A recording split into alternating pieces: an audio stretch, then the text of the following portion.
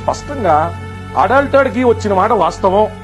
పాలు కాని పాలుతో నెయ్యి కాని నెయ్యిని తయారు చేసి భక్తి ఉన్నటువంటి భక్తులకి బందోబస్తు మధ్య బలవంతంగా నాసిరకం నెయ్యి ద్వారా లడ్డూని అంటగట్టారు అని సప్లిమెంటరీ ఛార్జ్ షీట్ చెప్తా ఉంటే, అందులో నిందితుల తరపున ఒకవేళ వైఎస్ఆర్సీపీ పార్టీ తరపున లీగల్ సెల్లే కౌంటర్ కనుక దాఖలు చేసేటువంటి ప్రయత్నం ఉంటే కేసు గెలిచి కేసు కొట్టించేసుకుని గాని, లేదా వీళ్ళ దగ్గర ఉన్నటువంటి వివరాలతో మాట్లాడటం మానేసి ఇష్టారాజ్యంగా దుమ్మెత్తిపోసి అదేదో జగన్మోహన్ రెడ్డి అనేటువంటి వ్యక్తి క్రెడిట్ తో మాట్లాడతారా?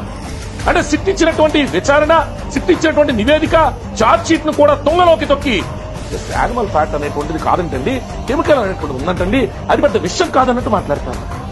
ఏం చెప్పాలనుకున్నారండి? అంటే జంతు కొవ్వు పాజిబుల్ అని గతంలో ఇచ్చినటువంటి రిపోర్ట్ ఆధారితంగా మాట్లాడినటువంటి మాటలు మాత్రమేనా? అంటే కల్తీ నెయ్య అనేటువంటి అపవిత్రం కాదా? కల్తీ నెయ్య అనేది భక్తుల మనోభావం దెబ్బతీయడం కాదా? కల్తీ నెయ్య అనేటువంటిది ప్రజల యొక్క జీవితాలతో ఆడుకోవడం కాదా? నేను జగన్మోహన్ రెడ్డి గారు ప్రెస్ మీట్ పెట్టి ఇదే మాట చెప్పానండి. ఛార్జ్ షీట్ లో మెన్షన్ చేసినటువంటి విషయాల ప్రకారం అడల్టెడ్ ఘీ అనేటువంటి పెద్ద అపవిత్రం కాదు. జంతు కొవ్వు అనే పదాన్ని ఎగ్జాక్ట్ గా ఫైండ్ అవుట్ చేయలేదు కాబట్టి అది పవిత్రం అని చెప్పగలుగుతారండి. అడల్టెడ్ ఘీ 4 సంవత్సరాల పాటు ఇన్ని లక్షల కేజీలు ప్రొక్యూర్ చేయడానికి రిపోర్ట్స్ తారుమారు చేసి టీటీడీలో పంపించారు.